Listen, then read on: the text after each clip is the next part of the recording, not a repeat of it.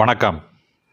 26/1/2026 திங்கட்கிழமை மாலை தஞ்சாவூர் பெசன்ட் அரங்கில் மக்கள் சிந்தனை பேரவையின் சார்பில் காரைக்கால் நீதித்துறை நடுவர் திருமிகு அப்துல் கனி அவர்களின் தலைமையில் குடியரசு தின சிறப்பு நிகழ்ச்சியாக நடைபெற்ற அம்பேத்கரின் முகப்புரை, இந்திய அரசமைப்பு சட்டத்தின் இரகசிய வரலாறு நூல் அறிமுக நிகழ்வினை காண தங்களை அன்போடு அழைக்கின்றேன். வாருங்கள்.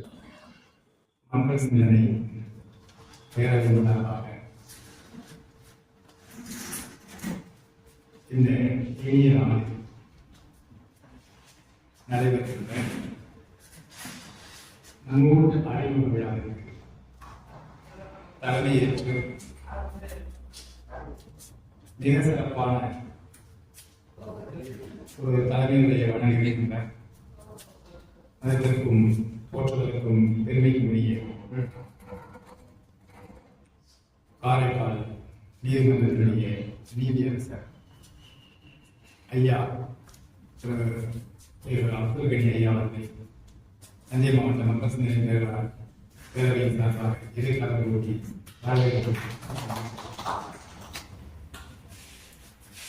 உலகினுடைய மிக நீளமான ஒரு அரசியலமைப்பு சட்டத்தினை மிக போராட்டங்களுக்கு பெரிய போராட்டங்களுக்கு இடையே பல்வேறு இன்னல்களை சந்தித்து பெருமைக்குரிய அம்பேத்கருடைய முகவரிக்கு இந்த திரைக்கு பின்னாக சொல்லுவாங்க. அது மாதிரி நடந்த சில நிகழ்வுகள் இந்திய அமைப்பு சட்டத்தினுடைய ரகசிய திறன்களை தொகுத்து ஆங்கிலத்தில் ஒரு பெரிய நூலாக ஆகாஷ் தத்துவசிங் ஆங்கிலத்தில் எழுதவில்லை, தமிழில் வின்சென்ட் என்ற பெருமானார் எழுதியுள்ளார். அந்த நூலுடைய சிறப்பு அம்சங்களை நமக்கு நாம் புரிந்து கொள்கின்ற வகையில் சிறப்பாக அந்த நூலை அறிமுகம் செய்திருக்கின்ற பெருமைக்குரிய வழக்கறிஞர் பாக்கியராஜ் அவர்களையும் நமது பேரவை சார்பாக வருகை என வரவேற்கின்றோம். அவர்கள் இங்கு நன்றி உரை வழங்கியிருக்கின்ற இனிய நண்பர் காசு செல்வர்களையும் வரவேற்கின்றோம். இந்த நிகழ்ச்சிக்கு இங்கு நடைபெறுகின்ற இந்த குடியரசு தின விழாவில் இங்கு வருகிறது சிறப்பித்திருக்கின்ற பேரவை உறுப்பினர்கள், பேச்சாளர்கள், இனிய நண்பர்கள் ஆகிய அனைவரையும் வரவேற்பதில் மிக மகிழ்ச்சி அடைகின்றேன். இந்த நிகழ்வு போன்ற ஒரு இதற்கு நம்ம இளைஞர் சமுதாயத்தினையும் இன்னும் பல பேர் இருந்தால் சிறப்பாக இருக்கும் என்று நம்ம நினைக்கலாம். ஆனால் இங்கு இருக்கின்ற ஒவ்வொருவரும் இந்த வரலாற்று சிறப்புமிக்க இந்த நூலினை ஒவ்வொருவரும் எடுத்துச் செல்வதில் ஆற்றலும் திறமையும் மீண்டும் ஒரு முறை உங்களுக்கு மக்கள் சிந்தனை பேரவையின் சார்பாக குடியரசு தின நல்வாழ்வு தெரிவித்து உங்கள் அனைவரையும் வரவேற்று விரைவில் நன்றி. குடியரசு தின விழா சிறப்பு நிகழ்ச்சியில் அம்பேத்கரின் முகப்புரை, அரசியல் சாசன முகப்புரையின் ரகசிய வரலாறு என்கிற நூலுடைய அறிமுக கூட்டத்தின் தலைவர், மிகுந்த மரியாதைக்கும் அன்பிற்குரிய ஐயா காரைக்கால் நீதித்துறை நடுவர் திரு அப்துல் கனி அவர்களே, சகோதரர் பன்னீர்செல்வம் அவர்களே, ஆசிரியர்களே, சிந்தனை பேரவை மாநில துணைத் தலைவர் பேராசிரியர் விஜயராமன் அவர்களே, வந்திருக்கிற நண்பர்களே, அனைவருக்கும் வணக்கம். குடியரசு தின விழா நாடெங்கிலும் கொண்டாடப்படுகிறது. பொதுமக்களை பொறுத்தவரை சுதந்திர தினமும் குடியரசு தினமும் ஒன்றுதான். ஆனால் கற்றறிந்த பெருமக்களுக்கு, குறிப்பாக சட்டத்துறையில் பணியாற்றுகிறவர்களுக்கு தான் சுதந்திரம் என்பது வேறு, குடியரசு என்பது வேறு என்கிற அர்த்தத்தை புரிந்து கொள்ள முடிகிறது. ஆனால் இப்போது உலகம் மிக வேகமாக வளர்ந்து வருகிறது. சமூகம் கல்வியில் மிக வேகமாக உயிர்நடை போட்டு வருகிறது. இதில் இதுவரை இருந்த பல பழமையான சிந்தனைகள் எல்லாம் மாறி மாறி மாறி புதிய நவீன சிந்தனைகள் வந்து கொண்டே இருக்கிறது. இப்போது தனி மனித துதிப்பாடல்கள் ஒரு புறம் இருந்தாலும் தனி மனித துதிப்பாடல்களுக்கு அப்பால் சட்டம் இதை சொல்லுகிறது, சட்டத்தில் இது இருக்கிறதா, சட்டத்தில் எங்கே சொல்லப்பட்டிருக்கிறது என்று வழக்கறிஞர் நீதிபதிகள் அல்ல பொதுமக்களே கேட்கிற இந்த நிலைமையை நாம் பார்த்து வருகிறோம். எனவேதான் சுதந்திர தினம் என்பது வேறு, குடியரசு தினத்தினுடைய நோக்கம் அதையும் கொண்டாட வேண்டும். இது வெறும் அரசு நிகழ்ச்சியாக மட்டும் இருந்தால் போதாதா, ஏன் மக்கள் கொண்டாடுகிற ஒரு நிகழ்ச்சியாக வர வேண்டும் என்று நாம் யோசிப்போமானால் நம்முடைய முன்னோர்கள் மக்களுக்கு சட்டத்தின் அவசியம் என்ன என்பதை உணர வேண்டும் என்பதற்காகவும் இந்த ஆட்சி என்பது சட்டத்தின் ஆட்சி தானே உடைய குடியரசுத் தலைவர் ஆட்சி, பிரதமர் செய்கிற ஆட்சி, முதலமைச்சர் செய்கிற ஆட்சி, அந்த பொறுப்பில் இருக்கின்ற நபர்கள் செய்கிற ஆட்சி என்று அதற்கு அர்த்தம் கூறக்கூடாது என்கிற அர்த்தத்திலே தான் குடியரசு தின நிகழ்ச்சியை மக்கள் கொண்டாடுகிற ஒரு தினமாக கொண்டாட வேண்டும் என்று நம்முடைய முன்னோர்கள் அதை நிர்ணயம் செய்து விட்டார். அரசியல் சாசனத்தின்படியான ஒரு ஆட்சி நடக்கிறது நம்முடைய நாட்டில். இதில் எந்த நபர் ஆட்சியில் இருந்தாலும் அவர்கள் எண்ணத்தை போல அவர்கள் விருப்பத்தை போல இந்த ஆட்சிகளை வளைத்து விடவோ நிறுத்தி விடவோ பெரிய முற்றிலும் மாறுபட்ட மாற்றங்களை செய்துவிடவோ முடியாது. சட்டத்திற்கு உட்பட்டுதான் ஆட்சி நடத்த வேண்டும் என்கிற ஒரு நிலையை மக்கள் உணர வேண்டும் என்கிற அர்த்தத்திலே தான் இந்த நிகழ்ச்சிகளை நாடெங்கிலும் மக்கள் கொண்டாடுகிற நிகழ்ச்சியாக கொண்டாடினார். நம் எல்லோருக்கும் தெரியும், அரசியல் சாசனம் இருக்கிறது, அதற்கு ஒரு வரலாறு இருக்கிறது என்பது எல்லோருக்கும் தெரியும். அரசியல் சாசனத்துக்கு ஒரு முகமுறை இருக்கிறது, அதுவும் அனைவருக்கும் தெரியும். அரசியல் சாசனம் எடுத்த இடத்தில் எழுதப்படவில்லை, அதற்கு ஒரு வரலாறு பின்புலம், சமூக பின்புலம், அரசியல் பின்புலம் எல்லாம் இருக்கிறது, எல்லோருக்கும் தெரியும்.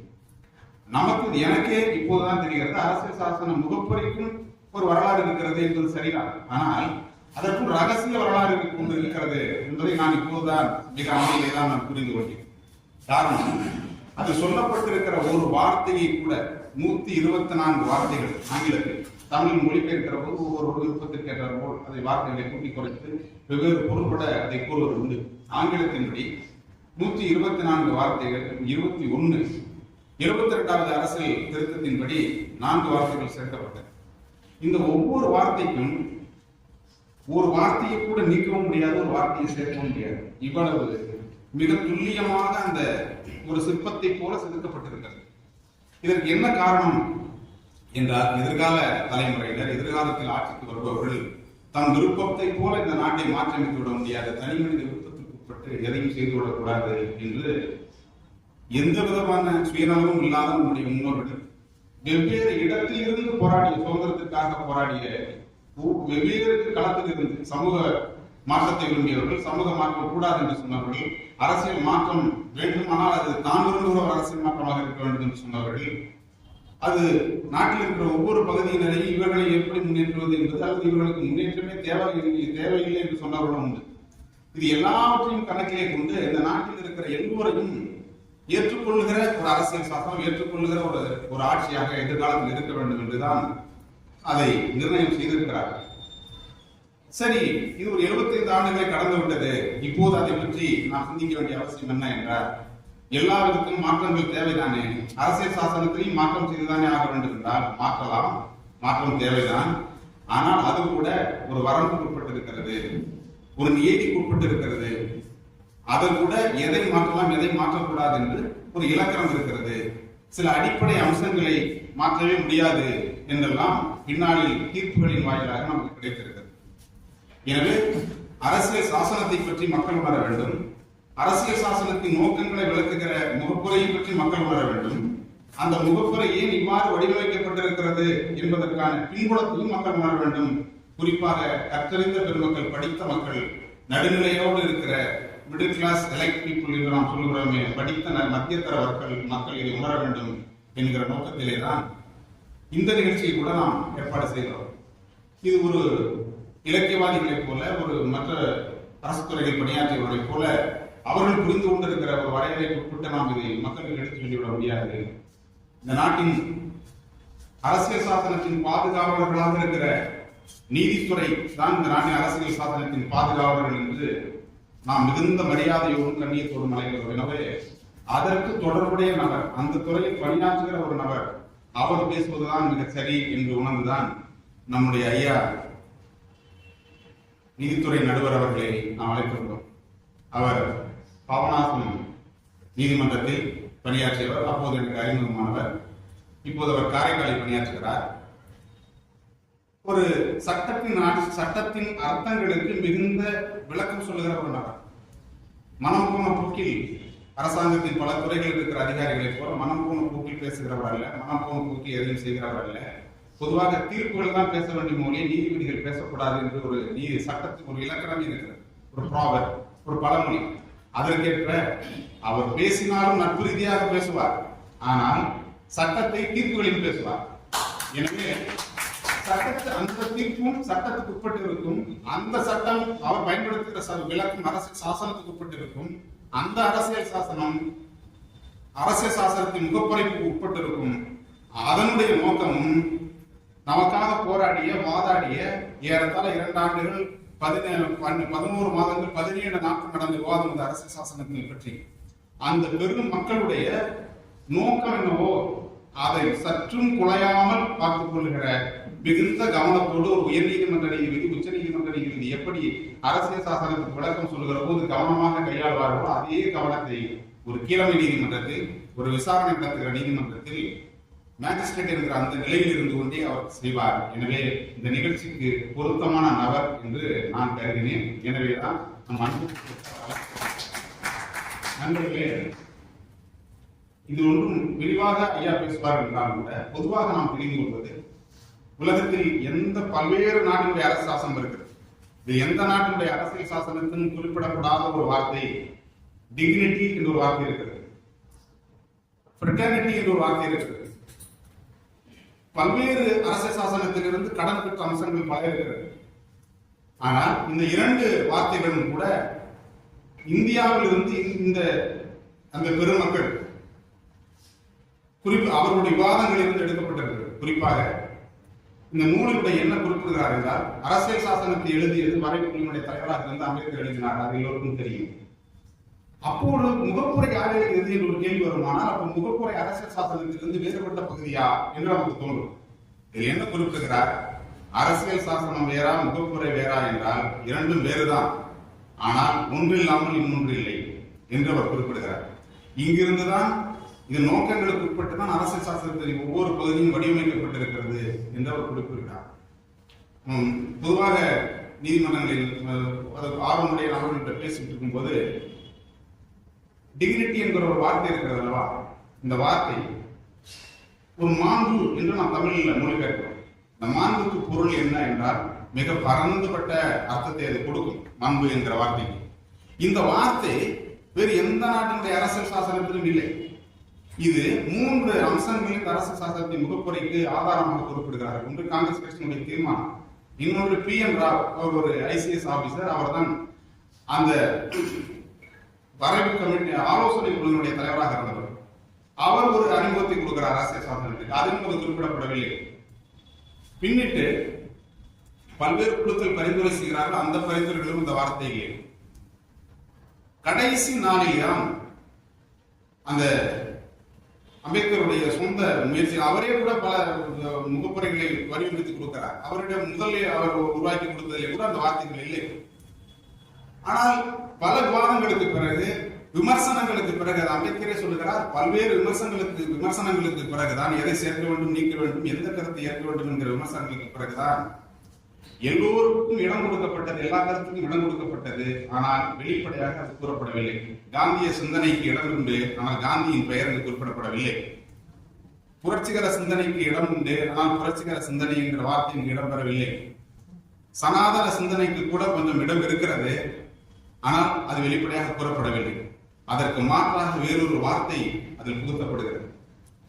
இது எல்லோரையும் திருப்திப்படுத்துகிற, அன்றைக்கு இருந்த 30 கோடி மக்களுடைய எண்ணங்களுக்கும் மதிப்பு கொடுக்கிற ஒரு சாசனமாக இது இருக்க வேண்டும். ஒரே ஒரு குறிப்பிட்ட பகுதி மக்கள், அந்த குறிப்பிட்ட சிந்தனை கொண்டவர்களுக்கு இடம் கொடுத்து விடக்கூடாது. பன்முகத்தன்மை இன்றைக்கும் அரசியல் சாசனத்தின் சிறப்புகளில் ஒன்று பன்முகத்தன்மை. இந்த பன்முகத்தன்மை காக்கப்பட வேண்டும் என்பதில் அவர் உறுதியாக இருந்தார்.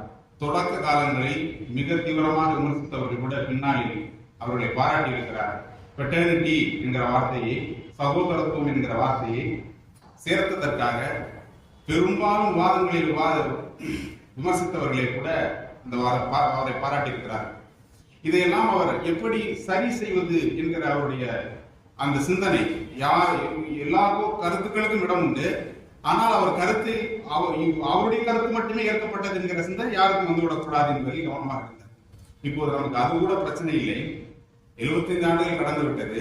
அரசியல் சாசனத்தின் மிக சாமர்த்தியமான வழக்கறிஞர், தேர்ச்சி பெற்ற ஒரு வழக்கறிஞர் நானி பல்கிவால் அவர்கள் ஒரு முறை குறிப்பிட்டார்கள். நான் அதோடு முடித்துக் கொள்கிறேன். அரசியல் சாசனம் மிகப்பெரிய ஆயுதம், இந்த நாட்டை அதுதான் காத்து நிற்கிறது. ஆனால் இந்த அரசியல் சாசனம் இந்த நாட்டை ஒழுங்குபடுத்தி வைத்திருப்பதற்கு அரசியல் சாசனத்தை விட வேறு ஆயுதம் இருப்பதாக எனக்கு தெரியவில்லை. அப்பேற்பட்ட இந்த அரசியல் சாசனம் ஆட்சியில் இருக்கின்ற ஒரு நபராலோ, அந்த நபரினுடைய அறியாமையாலோ, அந்த நபருடைய முட்டாள்தனத்தாலோ அல்லது அதிகார பசியினாலோ ஒரே இரவில் கூட தகர்க்கப்படுகின்ற வாய்ப்பு இருக்கிறது. இதை அறிவார்ந்த மக்கள், இதன் மகத்துவத்தை உணர்ந்த மக்கள் எப்போதும் அது குறித்து சிந்தித்து கவனத்தோடு இந்த அரசியல் சாசனத்தை காக்க வேண்டும், சட்டத்தின் ஆட்சியை காக்க வேண்டும் என்று அவர் குறிப்பிட்டார். இது ஒன்று. அதே போல அம்பேத்கர் அவர்களின் நிறைவுரையில் ஒன்றை குறிப்பிடுகிறார். இது பள்ளிக்கூட புத்தகங்களில் பாடமாக வைக்கப்பட வேண்டும் என்று நாடாளுமன்றத்திலே கூட விவாதம் நடந்தது. நாம் முரண்பாடு மிகுந்த ஒரு அமைப்புக்குள்ளாக செல்கிறோம். அரசியல் அதிகாரத்தை பொறுத்தவரை ஒரு நபருக்கு ஒரு வாக்கு என்கிற அடிப்படையில் அரசியல் சமத்துவம் உறுதி செய்யப்பட்டது. எனக்கும் ஒரு ஓட்டு தான், நீதிபதிக்கும் ஒரு ஓட்டு தான், ரத்தன் டாட்டாவுக்கும் ஒரு ஓட்டு தான், உலகத்தினுடைய உச்சபட்ச கோடீஸ்வரனாக இருக்க நம்ம நாட்டில் இருக்கக்கூடியவருக்கும் ஒரு ஓட்டு தான், அவரிடம் பணியாளர் இருக்கிற ஒரு நபருக்கும் ஒரே ஓட்டு தான். இதில் உறுதி செய்யப்பட்டது ஒரு நபருக்கு ஒரு வாக்கு என்கிற அடிப்படையில் அரசியல் சமத்துவம் உறுதி செய்யப்படுகிறது. ஆனால் சமூக சமத்துவமும் பொருளாதார சமத்துவமும் இந்த நாட்டில் கேள்விக்குறியாக இருக்கிறது. எதிர்காலத்தில் பொருளாதார சமத்துவத்தை கூட சட்டத்தின் கடுமையான விதிமுறைகளுக்கு உட்பட்டு சட்டத்தை செயல்படுத்துகிற முறை குறித்து அது உறுதி செய்யப்படும். ஆனால் சமூக சமத்துவம் என்பது வாழுகிற மக்களிடத்திலே சகோதரத்துவம் உறுதி செய்யப்படாத வரை சமூக சமத்துவம் என்பது ஏற்றத்தாழ்வாகத்தான் இருக்கும். வெறும் சமூக சமத்துவம் இல்லாத ஒரு சமூகத்தில் பொருளாதார சமத்துவமோ நாட்டினுடைய வளர்ச்சியையோ நாம் குறிப்பிட்டு பெருமிதம் கொள்வோமே ஆனால் மல குவியல் மீது மாளிகை கட்டுவது என்று அவர் குறிப்பிட்டிருக்கிறார். இந்த வார்த்தைகள் இன்றைக்கும் பொருத்தம் என்று கருதுகிறோம். இந்த இலக்கை நோக்கி நாம் இன்றைக்கும் பயணிக்க வேண்டிய அவசியம் இருக்கிறது என்று நான் விரும்புகிறேன். அது குறித்து நாம் சிந்திக்க வேண்டும், மக்களிடம் அதை கொண்டு சேர்க்க வேண்டும். எனவே இந்த நூலை பொறுத்து நான் இத்தோடு அறிமுகத்தை முடித்துக் கொள்கிறேன். நீதியரசர் அவர்கள் விரிவாக பேசுவதை நான் வரவேற்கிறேன்.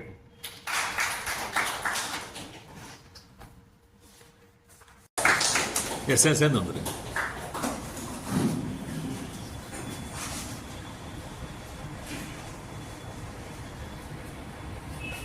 மக்கள் சிந்தனை பேரவை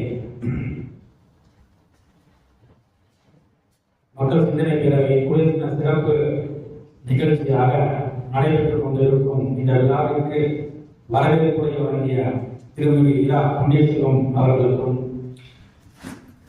நூலை பற்றி விரிவாக எடுத்துரைத்து அமர்ந்திருக்கும் வழக்கறிஞர் திரு பாக்கியராஜ் அவர்களுக்கும் நன்றியுரை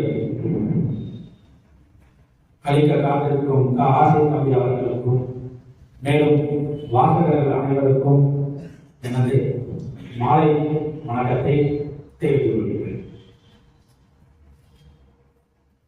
அதாவது நீதிபதிகள்லாம் மேக்சிமம் பேச மாட்டாங்க. ஸோ ரிட்டர்னில் ஜட்ஜ்மெண்ட்டை தான் எழுதுவாங்க. சொல்லப்போனால் இதுதான் என்னுடைய முதல் மேலே. பாக்கியராஜ் சாருக்கு என் மேலே எதுவும் கோபமோ தெரியல. இல்லை பாக்கியராஜ் சாருக்கு என் மேலே கோபமா இல்லை வாசகர்களை பழி வாங்குறதுக்கு ஏதாவது பிளான்னு தெரியல. என்ன கூட்டு விட்டாரு. முதல்ல வந்து பாக்கியராஜ் சார் தான் ஃபோன் பண்ணி இது மாதிரி பேசணும்ன உடனே பதில் அதுதான் என்ன. ஏன்னா வந்து கோர்ட்டு என்னன்னா பேசிக்கலாம் மாதிரி கோர்ட்ல வந்து டைரக்டர் நம்ம மட்டும் தான் பேச முடியும், மற்றவங்க பேசுவாங்க கேட்கலாம் அவ்வளோதான். ஆனால் அதே ஒரு நூல் வெளியிட்டாலேயோ அல்லது கற்றறிந்த வாசகர்கள் கொண்ட அமைப்புகள் முன்னிலையிலோ பேசும்போது நமக்கே தெரியாத ஒரு பயம் வந்துடும். ஏன்னா நம்ம சொன்ன வார்த்தைகள் தெளிவாக இருக்கணும், சரியா இருக்கணும், அரசியலமைப்பு சட்டத்துக்கு உட்பட்டா இருக்கணும் அப்படின்ற மாதிரி கேட்கும். கேட்ட உடனே எனக்கு ஒரு சின்ன தயக்கம் முதல்ல, சரி எதுக்கு நம்ம பேசலாமா வேணாமான்னு யோசிச்சுட்டு சரி சார் அப்படின்னு சொல்லிட்டு ஒரு அரை மனசோட தான் ஒத்துக்கிறேன். அரை மனசோட ஒத்துக்கிறதுக்கு அப்புறமா சரி ரைட் ஓகே, இப்போ நம்ம பேச போறோம்னா அந்த புக்கை பத்தி படிக்கணும். ஏதோ அடிச்சோம் ஏதோ ஒன்று சொல்லிவிட்டோம் அப்படின்ற மாதிரி இருக்கக்கூடாது. இது ஒரு எக்ஸாம்பிள் நம்ம ஈஸியாக கூட எழுதினேன் எக்ஸாம்பிள். ஏன்னா எழுதுறது யாருன்னா நமக்கு தெரியும், வாத்தியாருக்கு தெரியும், வேற யாருக்குமே தெரியாது. இது மாதிரி தான் நம்ம கூட ஸ்கூல்ல காலேஜ்லாம் படிக்கும்போது நைட்டு விடிய விடிய படிச்ச வாத்தியார் சொன்னாரு, இந்த மாதிரி இந்த பசுமாடை பத்தின கட்டுற வரும், நீ பசுமாடை பத்தி படிச்சுட்டு போயிருந்தா நான் பசுமாடை பத்தி படிச்சுட்டேன். இது மாதிரி வந்து பசுமாடு பால் கொடுக்கும், பசுமாடு புல்லு நெய்யும் அப்படின்னு சொல்லி எல்லாத்தையும் படிச்சு போய் எக்ஸாம்ல போய் உட்காந்துட்டு இருக்கேன். உட்கார்ந்து இருக்கும்போது பார்த்தா தென்னை மரத்தை பற்றி சிறுகுறி பழைய கட்டுரை வரைக்கும் வந்துச்சு. இப்போ நம்ம படிச்சது எல்லாமே பசுமாடு தான், தென்னை மரத்தை பற்றி தெரியாது. என்ன ஆகுதுன்னா சார் ரைட் ஓகே, எங்க வீட்டுக்கு தென்னை மரம் ஒன்று, அந்த தென்னை மரத்துல பசுமாடை கட்டி வைப்போம், அந்த தென்னை மரத்தில் கட்டி வைக்கின்ற பசுமாடு பால் கொடுக்கும், அந்த தென்னை மரத்தில் கட்டியுள்ள பசுமாடு புள்ளை நெய்யும், அந்த தென்னை மரத்தை கட்டியுள்ள பசுமாடு வந்து கண்டுபிடிக்கணும். இதே மாதிரி ஒரு பக்கத்துல கட்டுற முடிஞ்சிச்சு. ஆனா கேட்கறது வந்து தென்னை மரத்தை பத்தி, ஆனா பட்டு பசுமாடை பத்தி எழுதியிருப்போம். ஆனா நாம அதுக்கு 2 பேர் தான் தெரிஞ்சிருக்கோம். யாருக்கு? வாத்தியாருக்கு தெரிஞ்சிருக்கோம், ஸ்டூடெண்ட் தான் தெரியும், வேற யாருக்கும் தெரியாது. அந்த மாதிரி நினைச்செல்லாம் பேசிக்க முடியாது. ஸோ அதெல்லாம் நம்ம புக்கை பத்தி படிச்சிருக்கோம், படிச்சாதான் பேச முடியும். அப்படி புக்கை பத்தி படிக்கும்போது எடுத்தவங்க பார்த்தோம்னா அம்பேத்கரின் முகப்புரை, இந்திய அரசியலமைப்பு சட்டத்தின் ரகசிய வரலாறு அப்படின்ட்டு. அரசியலமைப்பு சட்டம்னாலே நெருங்கிய தொடர்பு நீதித்துறை உண்டு. அந்த அரசியலமைப்பு சட்டத்துடைய அந்த முகப்புரைக்கும் போது இன்னும் நெருங்கிய தொடர்பு உண்டு. சரி அப்படி என்னதான் எடுத்துருக்காங்க அப்படின்னு சொல்லி புக்கை எடுத்து பார்க்கும்போது பயங்கர ஒரு ஷாக்.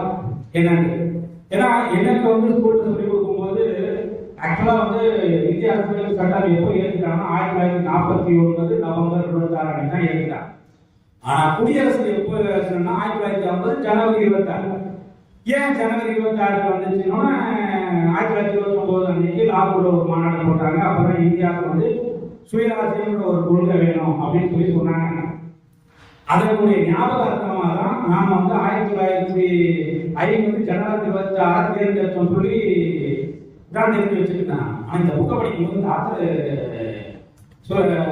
அருமையா சொல்லியிருக்காரு. ஒரு புது விஷயம் தான். அவரு என்ன சொல்லியிருக்காருன்னா 1929ஆம் ஆண்டு இந்திய தேசிய காங்கிரசின் லாகூர் மாநாட்டில் முழு விடுதலைக்கான அழைப்பு விடப்பட்டது. பிரிட்டிஷ் அரசு முன்வைத்த டொமினியன் நிலைக்கு இது எதிரானது. லாகூர் மாநாட்டின் இறுதி தலைமையுடைய ஜவஹர்லால் நேரு முழு விடுதலை எங்களது கொள்கை என அறிவித்தார். இதான் நம்ம சொல்லிக் கொடுத்த பாடம். 1929 லாகூர் மாநாட்டுல காங்கிரஸ் அப்படின்னு அதுக்கப்புறம் அந்த ராஜ்யத்தில் இருக்காங்க. ஓராண்டு கழித்து காந்தி 1930 ஜனவரி 26 அன்று ஒரு கட்டுரையில் நாம் டொமினியன் அந்தஸ்தில் நிலை கொள்ள மாட்டோம் என்றும் பூர்ண சுவராஜ் அல்லது முழு விடுதலை எங்களுக்கு வேண்டும் என்றும் அறிக்கையிடும் நாள் இது. சோ 1950 ஜனவரி 26 தேர்ந்தெடுத்ததற்கு காரணம் மகாத்மா காந்தி எழுதின கட்டுரை வெளியிட்ட நாள். எனக்கு ஆர்வம் விருப்பம் வந்துருச்சு. ஏன்னா நமக்கு தெரியாத ஒரு விஷயத்த புதுசா சொல்றாரு அப்படின்னு படிச்சு பார்க்கும்போது ரைட் ஓகே, இந்த புத்தகத்தை அறிமுகப்படுத்துறதை விட இந்த புத்தகத்தை பத்தி பேசினாங்க ஒரு முழு மனதோட ஒரு 100% சாட்டிஸ்ஃபை தான் நான் இங்க வந்து நின்று இப்ப பேசிக்கிறேன். என்னங்க அதுக்கப்புறம் படிக்க பார்த்தீங்கன்னா இந்த புக்கோடைய அமைப்பே பார்த்தீங்கன்னா ரொம்ப அருமையா இருக்கு.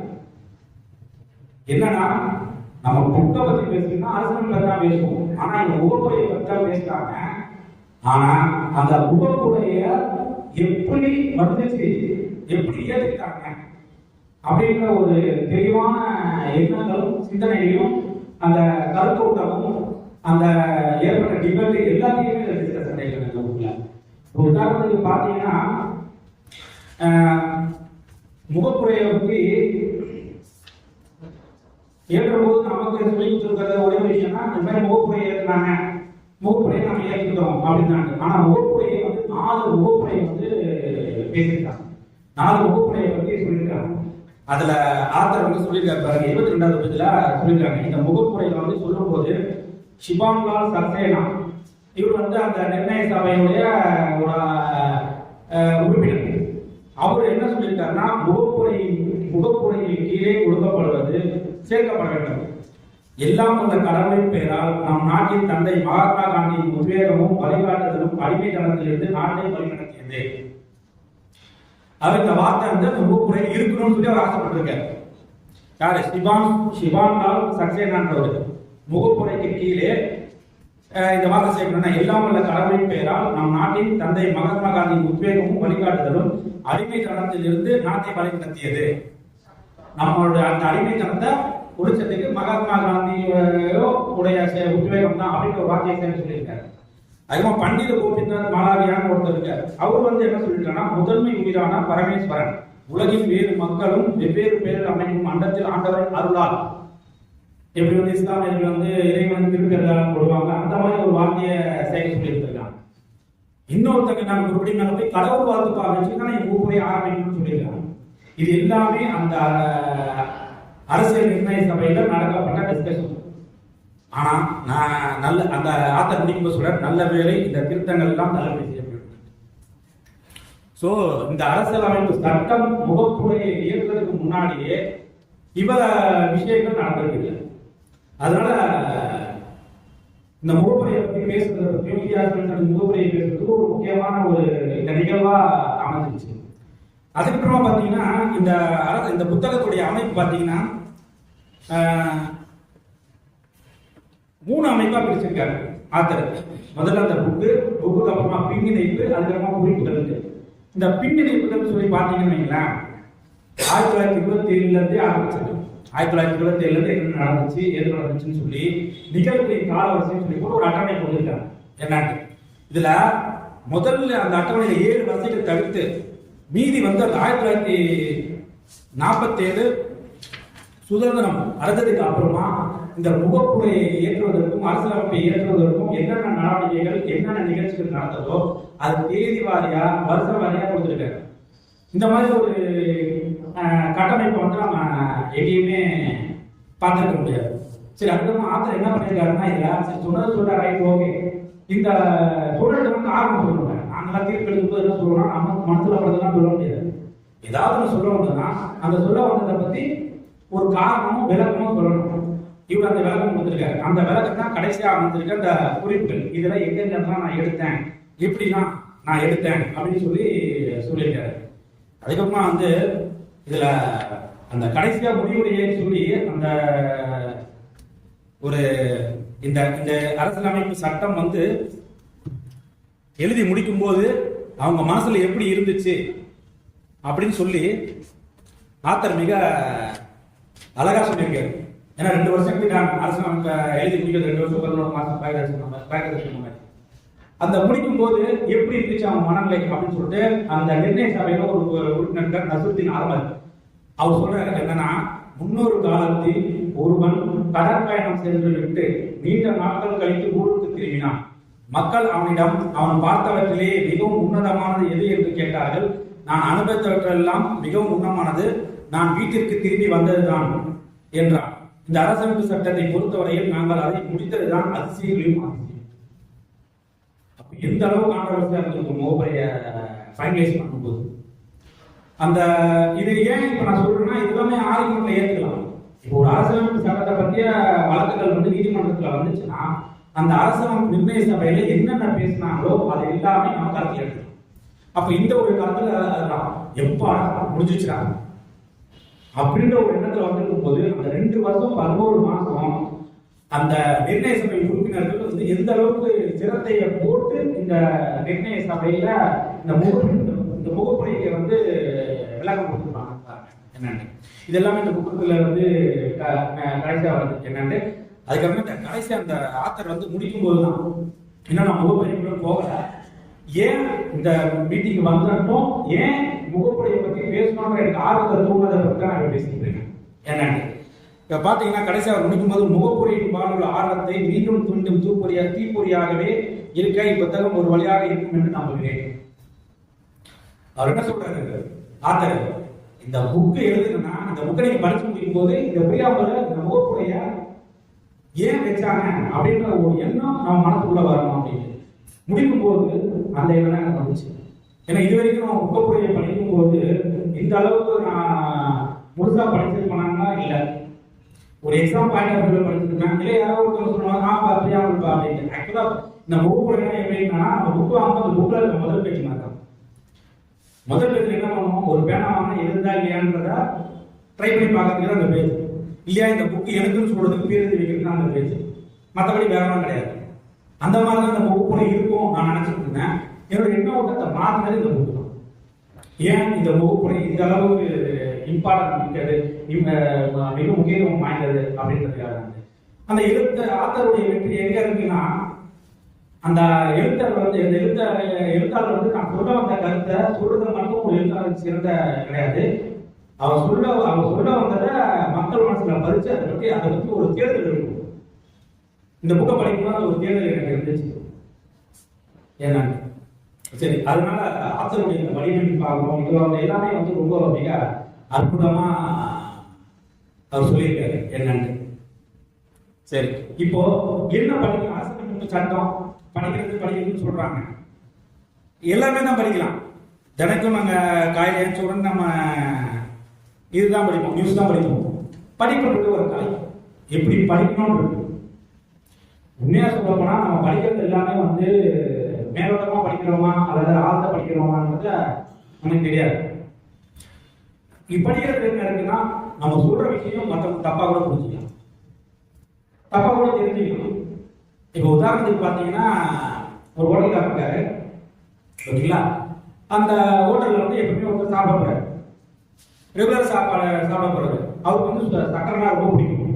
என்னன்னு எப்போ பார்த்தாலும் தோசை வாங்க, தோசைக்கு சக்கரை வாங்கிட்டு இருப்பாரு. இவரும் பார்த்துருக்காரு, தோசைக்கு சாம்பார் கொடுத்தா சக்கரை கொடுத்தா எப்படி கட்டுப்படி ஆகும், கட்டுப்படி ஆகாதுல்ல. அப்படின்னா இவரு தொடர்ந்து சரி நான் போர்டு கூட சொல்ல முடியாது, ஏன்னா ரெகுலர் கஸ்டமர் ஆச்சு. சரி இவர் ஏதோ ஒரு வழி கொண்டு வரணும்ட்டு போர்டில் எழுதி போட்டார். என்ன எழுதி போட்டாருன்னா, இன்று முதல் தோசைக்கு சர்க்கரை கிடையாதுன்னு. வந்தாலும் போட பாருங்க, அப்படியா ரைட் ஓகே அப்படின்ட்டு அவரு எழுதுறது கரெக்ட் தான். இன்று முதல் தோசைக்கு சர்க்கரை கிடையாது, அவ்வளவுதான். ஆனா இவர் சாப்பிட முடிச்சதுக்கு அப்புறமா முதல் வருஷம் வந்து 2வது சர்க்கரை கொடுத்தாரு. இவரு என்ன பாருங்க, இன்று முதல் என்ன இன்று முதல் தோசைக்குன்னா சர்க்கரை கிடையாதுன்னு சொன்னேன், 2வது தோசை வெயிலிக்கா போகும். என்னடா இது பம்பா போச்சேன்ட்டு சரி நம்ம தமிழ் புலமை யோசிச்சு பார்த்து வேற ஏதாவது நம்ம புது வார்த்தைகள் கிடைக்கிறான்னு பார்த்து ஒரு பேர். ஏன்னா இனிமேல் தோசைக்கு சர்க்கரை கிடையாதுன்னு அவர் இனி மாட்டிட்டார் அவர் அப்படிங்கிற மாதிரி இருந்தது. போது இனிமேல் தோசைக்கு சர்க்கரை கிடையாதுன்னு அவர் எழுதிட்டார். வந்தாரு பார்த்து அப்படியே 2 தோசை கொடுங்க அவர். என்ன 2 தோசை மேல் தோசை சர்க்கரை கொடுக்க மாட்டேன், கீழ் தோசைக்கு சர்க்கரை கையிட்டு அவ்வளோ என்னன்னு இவ்வளோ ஒன்றும் பண்ண முடியணும் பேச முடியும். அதனால நம்ம படிக்கிறது தான் இருக்கு. நீங்க என்னதான் எழுதணும் ஆகும், அதை எப்படி நம்ம படிக்கிறோம், எப்படி அதை ஏற்றுக்கிறோம் அப்படின்றதுதான். இப்போ இந்திய அரசியல் சட்டம் வகுப்புரை எல்லாருமே தெரிஞ்ச விஷயம் தான். இந்திய அரசியல் சட்டம் வகுப்புரை, அது ஏன் வகுப்புரை, அது ஏன் வைக்கணும்? அது வைக்காம கூட இருக்கலாமே, தேவையே இல்லையே. ஒரு பொருளாதார மாதிரி எடுத்துட்டு போயிருக்கலாமே.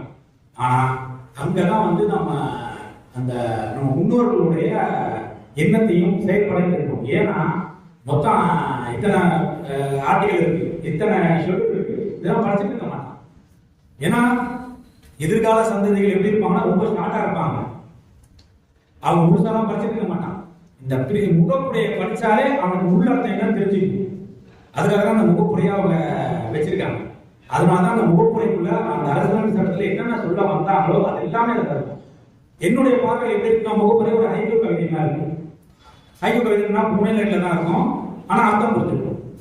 எனது தாத்தா ஆற்றில் பார்த்தா, எனது தந்தை ஆற்றில் பார்த்தார், நான் லாரியில் பார்த்தேன், எனது மகன் பாடையில் பார்க்கிறான், தண்ணீர் இருக்கு. அப்ப அந்த சொல்ல வந்தது ஒரு அர்த்தம் தெரிஞ்சுக்கும் என்னன்னு. இதை விட மிகப்பெரிய ஐக்கிய கவிதை என்னன்னா, இளைஞர் அமைதியாக இருந்தாலும் காட்டுறது இந்த ஒரு வார்த்தையில நம்ம புரிஞ்சுக்கணும். இப்ப ஏன் இதெல்லாம் நான் சொல்றேன்னா, இந்த முகப்புரை அந்த அரசாங்க சட்டத்துடைய முழுமைக்கையும் சேர்த்து கொடுக்குற ஒரு ஐக்கியமா இருக்காங்க. இப்ப எல்லாருக்குமே தெரியும், அரசியலமைப்பு சட்டத்தை எழுதுறது யாரு? அம்பேத்கர் இல்லைங்களா? நம்ம அரசியலமைப்பு சட்டத்தை நல்லா படிச்சு பாருங்க, ஊர்மையை படிச்சு பார்த்தீங்கன்னா தெரிஞ்சிருக்கும். நான் இப்போ படிக்கிறேன் பாருங்க, அந்த இட்டு புது தோசைக்கு மாதிரி தான், கீழே தான் மேல படிக்கிறேன். 1949 நவம்பர் 26ஆம் நாளாகிய இன்று நம்முடைய அரசமைப்பு பேரவையில் இந்திய அரசமைப்பை ஏற்று சட்டமாக ஏற்றி நமக்கு நாமே வழங்கிக் கொண்டோம். இப்ப சொல்லுங்க, அரசமைப்பு சட்டத்தை எழுதுறது யாரு? நாமதான். இன்னொருத்தன் கொடுத்து இன்னொருத்தன் எழுதல. அப்போ அந்த அரசமைப்பு சட்டத்தை ஏற்றுனவங்களுடைய நோக்கம் பார்த்தீங்களா எப்படி இருக்குன்னு மறுபடியும் படிக்க பாருங்க. 1949 நவம்பர் 26ஆம் நாளாகிய இன்று நம்முடைய அரசமைப்பு பேரவையில் இந்திய அரசமைப்பை ஏற்று சட்டமாக ஏற்றி நமக்கு நாமே வழங்கிக் கொண்டோம். நாமளே எழுதி நாமளே கொடுத்துக்கிறோம். சோ இந்த அரசமைப்பு சட்டத்துடைய கருப்பொருள் யாருன்னா மக்கள் தான் இந்த அரசமைப்பு சட்டத்துடைய கருப்பொருள். இந்த அரசமைப்பு சட்டத்துடைய கருப்பொருள், அரசமைப்பு கருப்பொருள், நாட்டுடைய கருப்பொருள் எல்லாருமே பாத்தீங்கன்னா அந்த மைய பொருள் யாருன்னா மக்கள் தான். அவங்க பேரை போட்டு நம்ம கீழே இப்படிக்கும் போட்டு நிர்ணய சபை உறுப்பினர்களுக்கு எல்லா பேரும் போடணும். ஆனா எங்கேயுமே வரவே இல்லை. என்னன்னு இது விட்னஸ், இது மாறாது, இது மாற்ற முடியாது. என்னன்னு இதுக்கப்புறமா தான் நம்ம மேல போய் படிக்கணும். சரி, என்னன்னா இந்திய மக்களாகிய நாம் இந்தியாவை ஓர் இறையாண்மையுள்ள சமதர்ம நெறி சார்ந்த மதச்சார்பற்ற மக்களாட்சி குடியரசாக அமைக்கவும் அதன் குடிமக்கள் அனைவருக்கும். அடுத்த முதல் லைன் என்னன்னு, நம்ம இது வரைக்கும் டொமினியன்ல இருந்தோம், இப்போ அந்த டொமினியன்ல இருந்து வெளியே வந்துட்டோம். வெளியே வந்ததுக்கு அப்புறமா நாம ஒரு அரசாங்கத்தை அமைக்க போறோம் அப்படின்னு. சரி, எப்படிப்பட்ட அரசாங்கத்தை நீங்க அமைக்க போறீங்க? ஃபர்ஸ்ட் இறையாண்மை உள்ளனா சாவரிட்டி. இதோட அர்த்தம் என்னன்னா, என் நாட்டு சம்பந்தப்பட்ட முடிவை நான் தான் எடுப்பேன், வேற எந்த ஒரு நாட்டுடைய தூண்டுதல் பேர்லயோ வற்புறுத்தல் பேர்லயோ எடுக்க மாட்டேன் அப்படின்னா தான் அந்த இறையாண்மைக்குள்ள மீனிங். சரி, ரைட், ஓகே. சமதர்ம நெறி சார்ந்த இந்த சமதர்ம நெறி சார்ந்த மதச்சார்பற்ற இந்த வார்த்தைகள் எல்லாமே வந்து அம்மையார் முன்னாள் பாரத பிரதமர் இந்திரா காந்தி அவர்கள் அமெண்ட்மெண்ட்ல கொண்டு வந்த வார்த்தைகள் தான். அதுக்கு முன்னாடி இருந்துச்சுன்னா இறையாண்மையில் இருந்துச்சு மக்களாட்சி குடியரசு. அது நான் மக்களாட்சி குடியரசு, மக்களாட்சியும் ஒண்ணுதான், குடியரசுமே ஒண்ணுதானே. மக்களால் ஆளுகின்ற ஆட்சி மக்களாட்சி, குடியரசுனா குடினா மக்களால் அரசு ஆளப்படுற இது என்னாண்டு. அங்கதான் இந்த நிர்ணய சபையுடைய எழுத்தாளர்களை நல்லா சிந்திச்சு பார்க்கணும். அவங்க எந்த ஒரு தாட்டில் இருக்கிறாங்க. குடியரசுன்றது வேறு, மக்களாட்சி என்பது வேறு. குடியரசு என்பது என்னன்னா உச்சபட்ச அந்த நாட்டை நடத்துற உச்சபட்ச தலைவர் யாரா இருப்பாங்கன்னா மக்களால் தேர்ந்தெடுக்கப்பட்டவங்க, அதான் ரிப்பப்ளிக். உதாரணத்துக்கு பாத்தீங்கன்னா நம்ம நாட்டுடைய உச்சபட்ச அதிகாரம் யார்கிட்ட இருக்குன்னா குடியரசுத் தலைவர் தான் இருக்கு. ஆனா அந்த குடியரசுத் தலைவர் யார் தேர்ந்தெடுப்பாங்கன்னா மக்களால் தேர்ந்தெடுப்பாங்க. நம்ம எம்பியும் எம்எல்ஏவும் நாம தேர்ந்தெடுப்போம், அந்த எம்பியும் எம்எல்ஏவும் குடியரசுத் தலைவர் தேர்ந்தெடுப்பாங்க. சோ நாட்டின் உயரிய தலைவர், உச்சபட்ச தலைவர் மக்களால் தேர்ந்தெடுக்கப்பட்டவங்க இருக்கணும் அப்படின்ட்டு. சரிங்களா? மற்ற நாட்டில் பார்த்தீங்கன்னா மன்னராட்சி மாதிரி இருக்கும், அந்த அந்த மாதிரி ஒரு சிந்தனைகள்லாம் இருக்கும் என்னன்ட்டு. பட் நம்மளுடைய சிந்தனை என்னன்னா குடியரசு, அந்த குடியரசு வந்து குடியரசுத் தலைவர் வந்து மக்களால் தேர்ந்தெடுக்கப்பட்டது. சரி, இப்போ மக்களாட்சினா என்ன அப்படின்னா தலைவர் ரைட் நோக்கி முடிஞ்சு போச்சு, நாட்டை நிர்வகிக்கணும்ல, அந்த நிர்வகிக்கிறதுக்கு ஒரு தலைவர் இருக்காரு. அந்த தலைவர் யார் எடுப்பாருன்னா அவங்களும் மக்களால் தான் தேர்ந்தெடுப்பாங்க. ஆனா எப்படி தேர்ந்தெடுப்பாங்கன்னா மெஜாரிட்டி பர்சன்ட் தேர்ந்தெடுக்கிற நபர் தான் அந்த அரசாங்கத்தை அந்த அரசியல் நடத்தும். அதுதான் மக்களாட்சி. மக்களாட்சிக்கு நேர் ஆப்போசிட் எதுனா சர்வாதிகாரம். தனிப்பட்ட நபருடைய விருப்போட செயல்படுறதுதான் அது.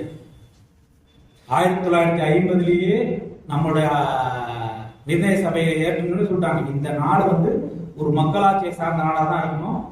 அதுல மெஜாரிட்டி பர்சன் என்ன யாரை தேர்ந்தெடுக்கிறாங்களோ அவங்க தான் இந்த நாட்டை ஆளணும் அப்படின்னு சொல்லிட்டு. ஸோ இப்போ இந்த மக்களாட்சி குடியரசு இந்த ரெண்டு வார்த்தைகளுக்கு என்ன வந்து விளக்கம் வேறுபாடுன்னு சொல்லி அப்பவே முடிவெடுத்திருக்காங்க என்னன்னு. சரி, இப்போ இந்த சமதர்ம நெறி சார்ந்த மதச்சார்பற்ற இந்த ரெண்டு வார்த்தையுமே வந்து எப்போ வந்துச்சுன்னா இந்த செகுலரிசம் சோசியலிசம் இந்த ரெண்டு வார்த்தையும் எப்போ வந்துச்சுன்னா இந்திரா பாரத பிரதமர் இந்திரா காந்தி அம்மையார் காலம் தான் அப்ப என்ன அவருடைய தாட் என்னவா இருக்குன்னா எல்லாத்தையுமே அரசுரிமை ஆக்கணும்ன்ற மாதிரி ஒரு எண்ணம் இருந்துச்சு. அதெல்லாம் அரசுரிமை ஆக்கிட்டே இருந்தாங்க. அப்போ அரசமைப்போட நோக்கம் அது இல்லையே அப்படின்ற மாதிரி ஒரு கேள்வி இருந்துச்சு. ஏன்னா அரசுரிமை ஆக்கணும் எங்கேயுமே கிடையாது, நீங்க எப்படி எல்லாத்தையுமே அரசுரிமை ஆக்குறீங்கன்னா அப்ப அந்த முகப்புறல சேர்க்கணுன்ற வார்த்தைகள் தான் அந்த சமதர்ம நெறி சார்ந்த கூடவே சேர்த்துக்கிட்ட வார்த்தை தான் அந்த செகுலரிசம் அப்படின்றது.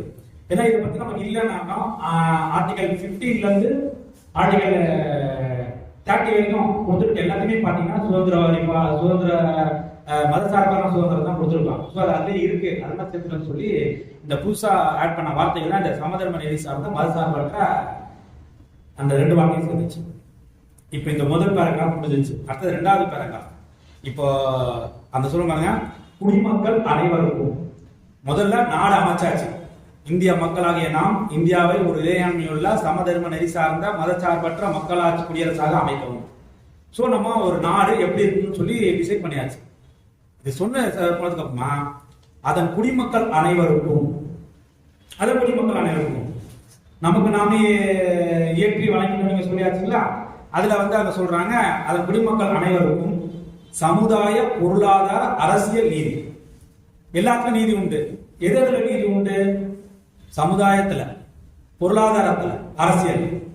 இந்த மூணுலயுமே அனைத்து மக்களுக்கும் நீதியை வழங்கணும் அப்படின்ட்டு. அதுக்கு அடுத்த லைன் இதே குடிமக்களுக்கு தான்.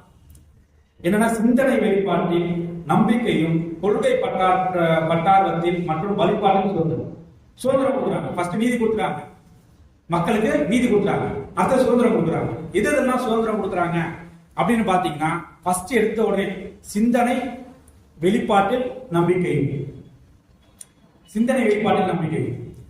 என்ன சிந்திக்கிறோம் அந்த சிந்தனையை வெளிப்படுத்துறதுல நான் என்ன நம்பிக்கை வச்சுக்கணும், அந்த நம்பிக்கையை வெளிப்படுத்துறதுல எனக்கு சுதந்திரம் இருக்கு அப்படின்னு.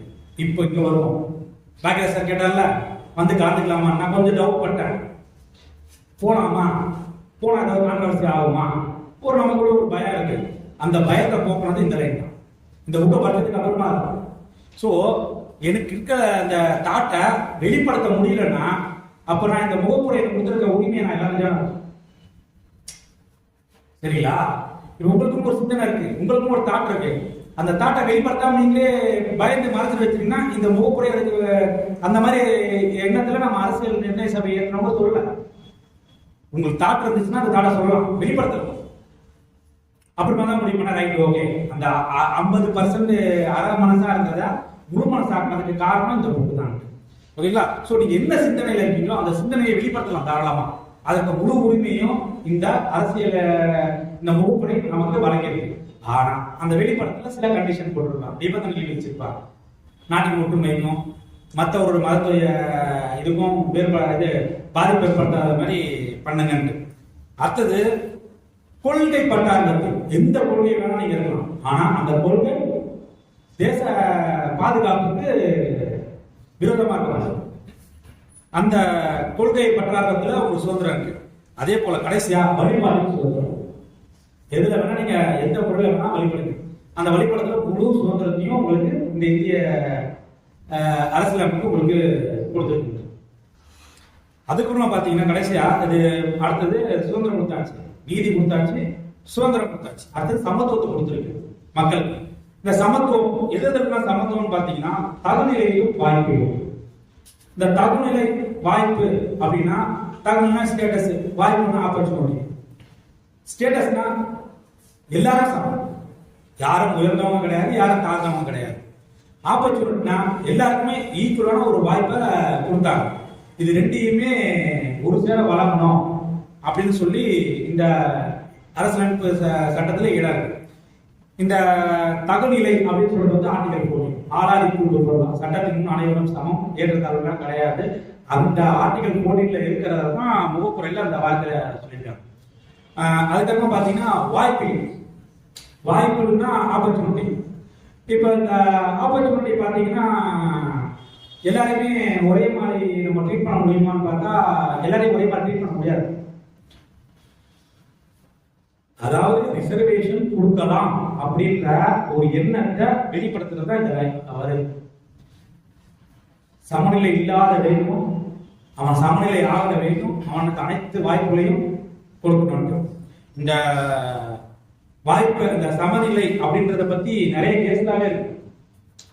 உதாரணத்துக்கு பாத்தீங்கன்னா முதல்ல சுப்ரீம் கோர்ட்ல அரசியலமைப்பு சட்டத்துல அமெண்ட்மெண்ட் கொண்டு வந்தது செல்வம் துரைராஜன் ஒரு கேஸ்.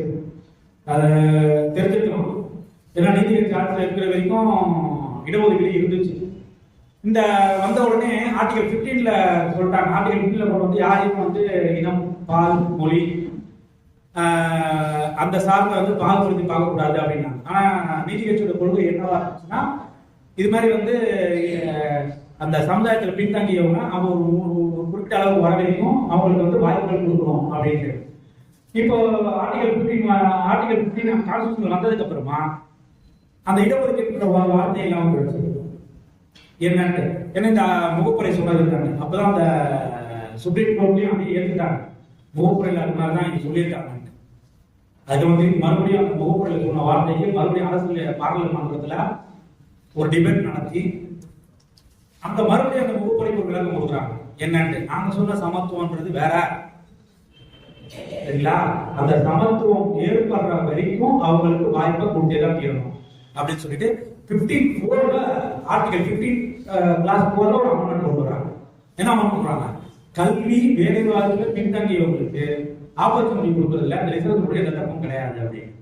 அப்போ முகப்புரையுடைய பங்கு பாருங்க எவ்வளவு இம்பார்ட்டன்டா இருக்குன்னு. இப்போ ஒவ்வொருத்தருக்கும் நீதி கிடைச்ச நீதி கொடுக்கணும், சுதந்திரம் கொடுக்கணும், சமத்துவம் கொடுக்கணும்னு சொல்லியாச்சு. கடைசியா என்னன்னா சகோதரத்துவம். ஏன் எப்படிப்பட்ட சகோதரத்துவம் வந்து சொல்லியிருக்காங்கன்னா, உறுதியாக கிடைக்க செய்யவும் தனி ஒருவரின் மாண்புக்கும் நாட்டின் ஒற்றுமைக்கும் ஒருமைப்பாட்டுக்கும் உறுதியளிக்கும் சகோதரத்துவம் பெறப்படவும் உறுதி கொண்டு. தனி ஒருவரின் மாண்புக்கும் ஒவ்வொருத்தரோட தனி மாண்புக்கும் நாம மதிப்பளிக்கணும். இதுதான் வந்து அரசியல் சட்டத்தில் ஆர்டிகல் 21ல சொல்லியிருப்பாங்க. எந்த ஒருத்தருடைய தனிப்பட்ட மாண்பையும் அரசியல் சட்டத்தா தகுதி வாய்ந்த சட்டத்தை தவிர வேற எதாலையும் அவங்களுடைய மாண்பை சீர்குலைக்க கூடாது அப்படின்ட்டு. அதுக்கு பார்த்தா நாட்டின் ஒற்றுமைக்கும் ஒருமைப்பாட்டுக்கும் அந்த சகோதரி எப்படின்னா நாட்டின் ஒற்றுமைக்கும் ஒருமைப்பாட்டுக்கும் சேர்த்து இருக்கணும் அப்படின்ட்டு. இது போல அரசியலமைப்பு சட்டத்துடைய நோக்கத்தை அந்த முகப்புரையில் தெளிவாக சொல்லிப்பாங்க. ஒவ்வொருத்தருக்கும் நீதி வேணும், சுதந்திரம் வேணும், சமத்துவம் வேணும், சகோதரத்துவம் வேணும். இந்த நாலுமே நமக்கு உறுதியை செஞ்சு கொடுக்கிறது தான் இந்த அரசியலமைப்பு சட்டம். சரி, இவ்வளவு சொல்றோமே என்னன்னு, அரசியலமைப்பை மாற்ற முடியுமா, அரசியலமைப்பு சட்டத்தை மாற்ற முடியுமா, முகப்புரையை மாற்ற முடியுமா அப்படின்னா முதல்ல என்ன சொன்னாங்கன்னா அது மாற்ற முடியாது. ஏன்னா அரசியலமைப்பு சட்டம்ன்றது அரசியலமைப்பு சட்டத்தை வேணா உள்ள ஆர்டிகல் இருக்கிறத மாற்றலாம். முகப்புரையை மாற்ற முடியும்னா முகப்புரையெல்லாம் மாற்ற முடியாது. நம்ம முகப்புரைன்றது ஒரு பேஜ். முதல்ல சொன்னால நம்ம பேனா வாங்கணும்னு எழுதி பார்க்கும்போது பேர் எழுதுறதுக்கு மட்டும்தான் அது பயன்படுத்துறது, மற்றபடி வேற ஒரு இதுவும் கிடையாது அப்படின்னு சொல்லி இன்றி பெரும்பாரின்னு ஒரு கேஸுக்கு வந்து உச்சநீதிமன்றம் தெளிவுபடுத்துச்சு. என்ன தெளிவுபடுச்சுன்னா, முகப்புரையை நீங்க எந்த ஒரு மாற்றமும் செய்ய முடியாது. முகப்புரை என்பது எதுக்காக இந்த சட்டத்தை இயற்றுறாங்க, எதுக்காக இந்த அரசியலமைப்பு சட்டம் இருக்கின்றத தெளிவுபடுத்துறதுக்கான ஒரு பிரிவு தான் அப்படின்னு சொல்லி முடிச்சுட்டாங்க. ஆனா அதுக்கப்புறமா அந்த கேசவனந்த பாரதி அப்படின்னு ஒரு ஃபேமஸான கேஸ்லாம், அந்த கேஸ்ல வரும்போது ஒட்டுமொத்த உச்சநீதிமன்றத்துல பெரிய லார்ஜ் பெஞ்ச் அதுதான். கிட்டத்தட்ட 11 பேர் உட்கார்ந்தாங்க. அந்த 11 பேர் உட்கார்ந்துட்டு சொல்லும் போதுன்னா முகப்புரைய மாத்தலாம், ஏன்னா முகப்புரையும் அரசியலமைப்புடைய ஒரு பகுதி தான். ஆனா மாற்றுறதுக்கு முன்னாடி நம்ம இந்த அரசியலமைப்பு சட்டத்தை ஏன் இயற்றினாங்க ஒரு பேசிக் ஸ்ட்ரக்சர் இருக்கும்ல. என்ன மக்களாட்சி, குடியரசு, இறையாண்மை மிக்க, எது இதெல்லாம் நீதி, எது இதெல்லாம் சுதந்திரம், எது இதெல்லாம் சமத்துவம், எது இதெல்லாம் சகோதரத்துவம். இந்த பேசிக் ஸ்ட்ரக்சர் எக்காருமே மாற்ற முடியாது. நீங்க என்ன வேணா மாத்துங்க, முகப்புரையை மாத்தலாம், அரசியலமைப்பு சட்டத்தை மாத்தலாம். ஆனா அந்த அரசியல் நிர்ணய சபை 1949 நவம்பர் 26 அன்னைக்கு கூடி பேசி முடிவெடுத்தாங்கல்ல, அந்த எண்ணத்தைய மாத்திர மாதிரி எந்த ஒரு இதையும் நீங்க செய்ய முடியாது சொல்லி ஒரு மிகப்பெரிய தீர்ப்பு கேசவனந்த பாரதி. அதுதான் இந்த வரைக்கும் அப்படியே செயல்பாட்டில் இருக்கு. என்னன்னு. ஸோ யார் நினைச்சாலுமே எதை நினைச்சாலும் சரி அந்த இந்திய பன்முகத்தன்மையை அரசியல் சிறப்பு இல்லையா தாராளமே மாற்ற முடியாது.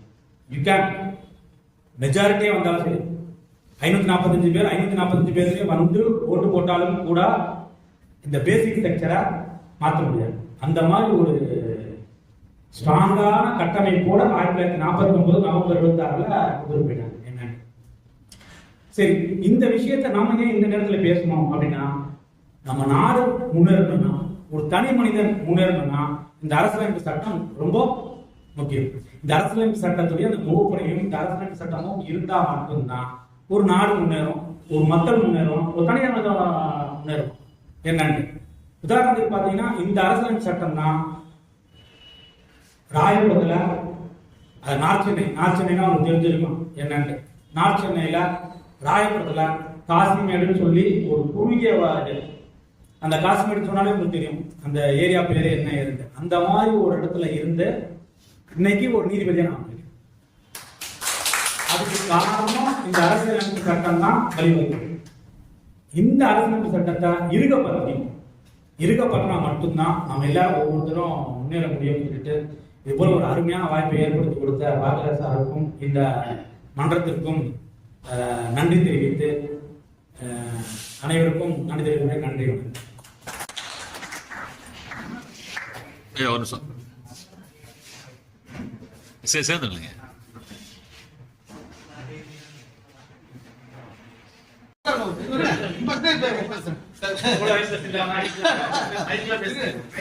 இருக்கிற பதவி ரொம்ப சிறப்பாக மிக சிறப்பாக உரையாற்றினீர்கள். தயவு பேசுறீங்க. அதை முதல்வர் பேசியதுன்னு சொன்னபோதே இது வந்துச்சுன்னா அடுத்தடுத்து எல்லா கூட்டங்களையும் பேசணும், கருத்துக்களை மக்கள்கிட்ட விதைக்கணும். அந்த 3 பேர் வந்து கடவுள் நம்பிக்கை சார்ந்த கருத்துக்களை அதை வாக்கியமாக சொற்றொடர அமைச்சாங்க. ஆனால் இது அதை ஏற்றுக்கல, அவங்க அதை நிராகரிச்சுட்டாங்க. ஆனாலும் தற்கால சூழல்ல பல்வேறு அங்கங்கே நடக்கிற கலவரங்கள், அங்கங்கே நடக்கிற அராஜகங்கள்லாம் பார்க்கும்போது மனசுக்கு ரொம்ப வலிக்குது. இது அரசியல் சட்டத்துக்கும் இதுக்கும் ஒத்து போகாத ஒன்று தான் எப்படி மக்களால் செய்ய முடியுது. அதுக்கு அரசாங்கமோ அரசியல் சாசனமோ என்ன துணை நிற்குது, அதை பற்றி உங்களுக்கு அரசாங்கம் துணை நிற்கிறது அப்படின்னு சொல்லும்போது நேரடியான ஆதாரங்கள் எதுவுமே இருக்காது இல்லைங்களா. நம்ம அரசியலமைப்பு மட்டும் தான் பார்க்கணுமே ஒழிய அரசியலமைப்புடைய நோக்கம் என்னவா தான் பார்க்கணும். அரசியலமைப்பு நோக்கத்துக்கு தெளிவா சொல்றாங்க, சுதந்திரம் வழிபாட்டுல உங்களுக்கு அனைத்து சுதந்திரங்களும் கொடுக்கப்பட்டிருக்கு அப்படின்னு. இப்போ அரசாங்கம் வந்து இந்த வழிபாட்டு சுதந்திரத்தை மறுக்குது அப்படின்னா நம்ம இது வந்து ஒரு தர்க்கம் மாதிரி போயிடும். தர்க்கம்னா என்னன்னா, ஒரு இஷ்யூஸ் இருக்கும், அந்த இஷ்யூஸை ஒருத்தங்க ஏற்றுப்பாங்க, ஒருத்தங்க மறுப்பாங்க. அப்படி மறுக்கும் போது அப்படி மறுக்கிறாங்கன்னா நீங்க சொன்ன வாதத்திற்கு யார் நிரூபிக்கணும்னா யார் சொன்னாலும் அவங்க நிரூபிக்கணும். அந்த முறையான ஆதாரத்தை கொண்டு நீங்க நீதிமன்றத்தை நாளைக்கு உயர் நீதிமன்றத்தையோ உச்ச நீதிமன்றம்னா இந்த உயர் நீதிமன்றமோ உச்ச நீதிமன்றமோ அரசியலமைப்புடைய பாதுகாப்பு நம்ம பாதுகாக்கணும். அதை பாதுகாத்துறது தான் அந்த உச்ச நீதிமன்றம் இருக்கு. உங்களுடைய வாதத்துல ஆதாரம் இருந்துச்சுன்னா உடனே அதை நீக்கம் செஞ்சு இந்திய அரசியலமைப்பின் முகப்புறையையும் இந்திய அரசியலமைப்பிலும் கொடுக்கப்பட்டுள்ள சுதந்திரம், என்ன சுதந்திரம், வழிபாடு சுதந்திரத்தை கண்டிப்பா மீட்டு கொடுக்கும். அதுல எந்த ஒரு மாற்ற கருத்தும் மாற்ற சிந்தனையும் வர முடியாதுன்னு நினைக்கிறேன். அரசாங்கம் நேரில் ஈடுபடுறதுக்குன்னு எதுவுமே சொல்ல முடியாது. அதான் இப்போ ஒரு பெரிய இதுவே. யார இப்போ உதாரணத்துக்கு பார்த்தீங்கன்னா வந்து இப்போ லேட்டஸ்டா தமிழக அரசாங்கம் வந்து ஒரு ஜியோ பாஸ் பண்ணிட்டாங்க. ஒரு குறிப்பிட்ட அளவுக்குள்ள இருந்துச்சுன்னா வந்து நீங்க வந்து கலெக்டர்கிட்ட பர்மிஷன் வாங்கலாம், ஏதாவது கட்டுறதுன்னா நீங்க கட்டிக்கலான்ற மாதிரி. உச்சநீதிமன்றம் அதுக்கு தடை எஸ்டே கொடுத்துருக்காங்க. என்னன்னு, ஏன்னா நீங்க பாட்டு சொல்லிடுவீங்க சுதந்திரம் இருக்குன்னு, அது இன்னொருத்தவங்களுடைய மதத்துடைய வந்து பாதிப்பு ஏற்படும் அப்படின்ற மாதிரி சொல்லியிருக்காங்க. அதனால உங்களுக்கு ஏதாவது ஒரு பாதிப்பு இருந்துச்சுன்னா அந்த சுதந்திரத்துல அந்த வழிபாடு உள்ள சுதந்திரத்துல ஏதாவது பாதிப்பு இருக்குன்னா நீங்க உயர்நீதிமன்றத்தினாலும் உயர்நீதிமன்றத்தை உச்சநீதிமன்றம் கண்டிப்பா அதை கொடுக்கணும். பட் ஆனா நம்ம சொன்ன வாதத்துக்கு உண்டான ஆதாரத்தை நாம தான் தயார்படுத்தணும்.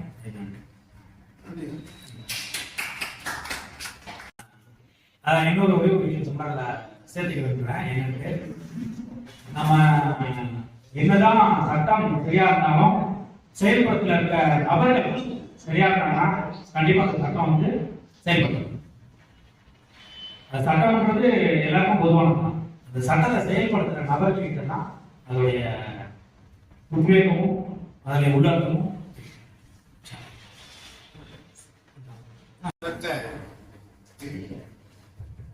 மதசார்பற்ற அரசு நம்முடைய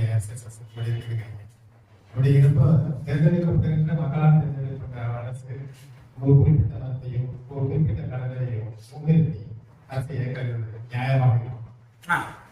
அதான் சார் சுதந்திரம். உங்களுக்கு என்ன எண்ணோட்டம் இருக்கோ அந்த எண்ணோட்டத்தை வெளிப்படுத்தணும்.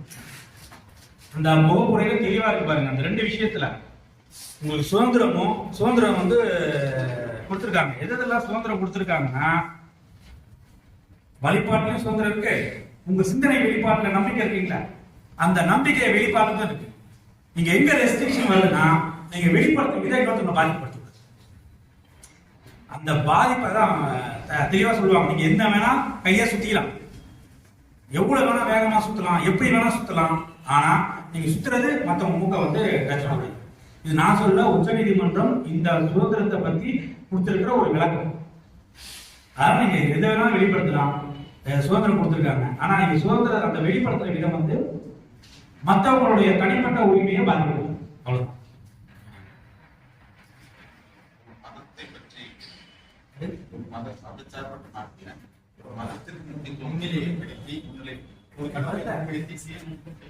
இல்ல மதத்தை முன்னிலைப்படுத்தி அரசாங்கமே மனதை முன்னிலைப்படுத்தி செய்யலாமா? இதுக்கு வந்து ஒரு சின்ன ஒரு உச்சநீதிமன்றத்துடைய தீர்ப்பு உயர்நீதிமன்ற தீர்ப்பை தான் ஒரு கேஸ் போடுறாங்க. என்ன கேஸ் போடுறாங்கன்னா ஒரு அரசாங்க ஆளுக்கு முன்னாடி பூமி பூஜை போடுவாங்க தெரியுங்களா? அந்த மாதிரி பூமி பூஜை போடுறாங்க. பூமி பூஜை போட்ட உடனே இது வந்து மத வெளிப்பாடு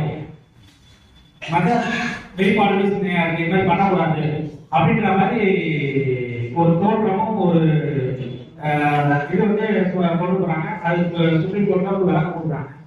அதுல என்னன்னா மதச்சார்பற்ற அரசுன்னா ஒரு மதத்தை மட்டும் எந்த மதத்தையும் சாராதுன்னு கிடையாது. இந்த மதத்தோட நடவடிக்கை எடுக்கிறாங்கன்னா அந்த இன்னொரு மதத்தோட நடவடிக்கை எடுக்கணும். இப்போ உதாரணத்துக்கு தமிழக அரசு வந்து தெளிவா இருக்கு பாருங்க. தமிழக அரசுல வந்து என்ன பண்ணிருப்பாங்கன்னா ஹஜ்மானியம் கொடுத்துருப்பாங்க. ஹஜ்மானியம் கொடுத்துருப்பாங்க. அது மாதிரி வாடிக்கை போறதுக்கு இது கொடுத்துருப்பாங்க. அதே போல வந்து அறநிலைத்துறையில வந்து கோயில்கிட்ட வந்து அன்னதானமா போடுவாங்க என்னன்னு. ஸோ இதுதான் எந்த மதத்தையும் சாராம இருக்கிறது தான் அது விளக்கமே ஒழிய ஒரு பர்டிகுலரா பண்ணா தப்பு, பர்டிகுலரா பண்ணா தப்பு. என்ன மரியாதைக்குரிய நடுவர் அப்துல் கனி அவர்களுக்கு இந்த நேரத்திலே நன்றியை தெரிவித்துக் கொள்கிறோம். அவர் இந்த நிகழ்ச்சியை மிக சிறப்பான முறையிலே தலைமையேற்று நடத்தியதோடு மிக அருமையானதொரு அந்த நூலினை பற்றிய அறிமுக உரையை மட்டுமல்லாது மிக ஆழ்ந்த பல்வேறு வகையான கருத்துக்களை நாம் சாதாரணமாக இந்திய அரசியல் அமைப்பு சட்டத்தை நிரந்தரமாகத்தான் பார்த்திருக்கிறோம். அந்த நூல் அதனுடைய உள் அடக்கம், அதனுடைய 3 பிரிவுகள், இப்படி அதிலே உள்ள மக்களாட்சி குடியாட்சி போன்ற சில கருத்துக்களுடைய தெளிவு மற்றும் இன்று முதல் தோசை சர்க்கரை இல்லை என்பது போன்ற மேலோட்டமான சிந்தனைகளே நாம் இருக்கின்றோம். ஒரு எழுத்தாளர் வாசகர்களுடைய மனநிலையை புரிந்து அவர்களுக்கு புரிகின்ற மாதிரி எழுத வேண்டும் என்பதை பற்றியெல்லாம் மிக ஆழ்ந்த நுணுக்கமான கருத்துக்களை மிக சிறப்பாக எடுத்துரைத்து சிறப்பான முறையிலே தலைமையேற்று நடத்தி கொடுத்த ஐயா அவர்களுக்கு இந்த மக்கள் சிந்தனை பேரவை வாசகர்களுக்கு சார்பாக மீண்டும் நன்றியை தெரிவித்துக் கொள்கின்றோம். அதே போல இந்த நிகழ்ச்சிக்கு அருமையான முறையிலே வரவேற்புரை நல்கி அமர்ந்திருக்கின்ற மக்கள் சிந்தனை பேரவையின் பொறுப்பாளராக இருக்கின்ற பொதுக்குழு உறுப்பினராக இருக்கின்ற அருமை நண்பர் இரா பன்னீர்செல்வம் அவர்களுக்கு இந்த நேரத்திலே நன்றியை தெரிவித்துக் கொள்கிறோம். அதே போல இந்த நூலினை அம்பேத்கரின் முகப்புரை எனும் நூலினை மிக அருமையான முறையிலே அறிமுகம் செய்து முன்னுரை போல நடுவர் அவர்களுக்கு வெளிவிட்டு அதை பற்றிய சிறப்பான முறையிலே அறிமுகம் செய்து அமர்ந்திருக்கக்கூடிய இணைய நண்பர் பாக்கியராஜ் அவர்களுக்கு இந்த நேரத்திலே இந்த மக்கள் சிந்தனை பேரவை வாசகத்தின் சார்பாக நன்றியை தெரிவித்துக் கொள்கிறோம். அதே போல மிக அருமையான முறையிலே இந்த நிகழ்விற்கு வருகை தந்து பொறுமையாக இருந்து சிறப்பாக கவனம் செலுத்தி அமர்ந்திருக்கின்ற பல்வேறு வகையான இலக்கிய அமைப்புகளைச் சேர்ந்த நண்பர்கள் ஆண்டவர்கள் சார்ந்தவர்கள் அனைத்து நல் உள்ளங்களுக்கும் இந்த இணைய நேரத்திலே நன்றியை தெரிவித்துக் கொள்கிறோம். அதே போல இந்த நிகழ்ச்சிக்கு ஒளிவுரை அமைத்து தந்திருக்கக்கூடிய நண்பர்கள், ஊடக நண்பர்கள், இன்னும் ஏனைய அனைத்து நல் உள்ளங்களுக்கும் இந்த மக்கள் சிந்தனை பேரவையின் வாசகர் வட்டத்தின் சார்பாக நன்றியை தெரிவித்துக் கொண்டு இந்த நிகழ்ச்சியினை மிக சிறப்பாக முறையிலே திட்டமிட்டு சிறப்பாக நடத்தி அதற்கு எங்களுக்கெல்லாம் வழிகாட்டியாக இருந்து மக்கள் சிந்தனை பேரவையின் மாநில துணைத் தலைவராக இருக்கின்ற பேராசிரியர் பெருந்தகை விஜயராமலிங்க அவர்களுக்கும் இந்த நேரத்திலே நன்றியை தெரிவித்துக் கொண்டு இந்த வாய்ப்புக்கு நன்றி தெரிவித்து மீண்டும் விடைபெறுகிறேன். நன்றி.